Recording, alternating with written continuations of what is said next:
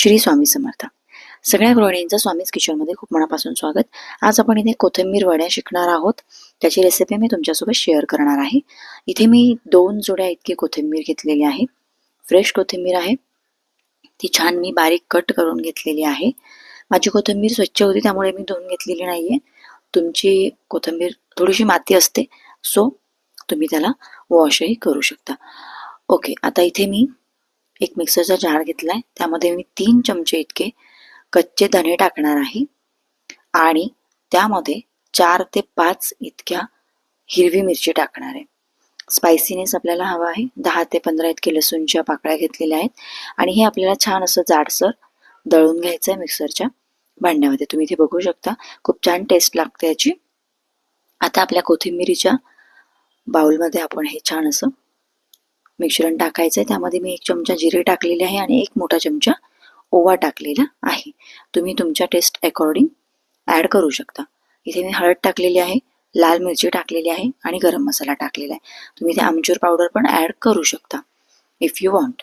आणि इथे चवीनुसार मी मीठ टाकलं. हे सगळं जिन्नस आपण छान असं मिक्स करून घ्यायचं आहे आणि त्यानंतर आपण यामध्ये ॲड करणार आहोत मोठा चमचा बेसन. जसं आपल्याला लागणार आहे तसं आपण बेसन घ्यायचं आहे. मी इथे 2 मोठे चमचे घेतलेले आहे. त्यानंतर आपण हे छान असं मिक्स करून घ्यायचं आहे. कोरडंच मिक्स करते आता सध्या, म्हणजे ते आपल्या कोथिंबीरीला छान असं लागेल. त्यानंतर मी इथे थोडं थोडं पाणी घालून याचा एक डो बनवणार आहे. एकदम जास्त पाणी घालू नका, कारण मग याला खूप नंतर पाणी सुटतं आणि मग आपल्याला त्याला बनवायला त्रास होतो. ओके, तुम्ही ते बघू शकता. आपलं बॅटर थोडंसं आपला डो थोडासा पातळ असा आहे. तर इथे एक छान अप्रतिम अशी टिप्स आहे. आपलं जे बाजरीचं पीठ असतं ते सुद्धा आपण यामध्ये ॲड करणार आहोत. तुम्ही नुसतं बेसनचं सुद्धा बनवू शकता, काही हरकत नाही. पण बाजरीचं पीठ टाकल्यानंतर जी टेस्ट येते ती अप्रतिम असते. इथे तुम्ही बघू शकता, 1 मोठा चमचा मी इथे बाजरीचं पीठ ॲड केलेलं आहे आणि आपला डो आता छान असा तयार आहे. मी त्या डोचे 2 असे छोटे छोटे भाग तयार करून घेतलेले आहेत, कारण आपल्याला याला स्टीम करायचं आहे. मी इथे मोठी साईज घेतली आहे, तुम्ही छोटी साईज घेतली तरीही चालेल. फक्त आपलं स्टीमर जे आहे ते तुम्हाला थोडंसं मोठं घ्यायला लागेल. ओके, आता हा छान आपला डो तयार आहे. इथे मी स्टीमर घेतलं आहे, छोटं इलेक्ट्रिक स्टीमर आहे.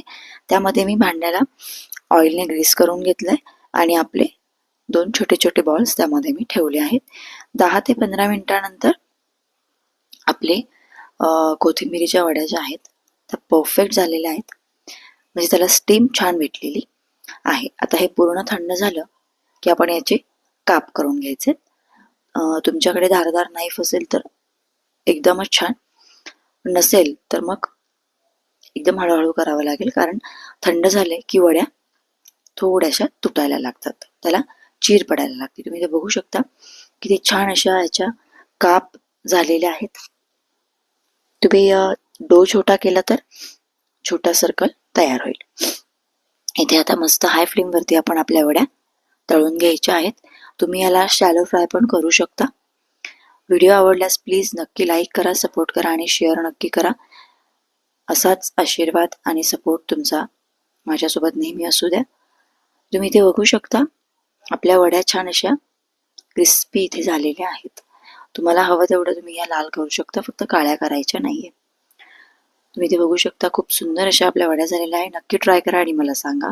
Thank you so much for watching. Shri Swami Samarth. Shri Swami Samarth. सगळ्या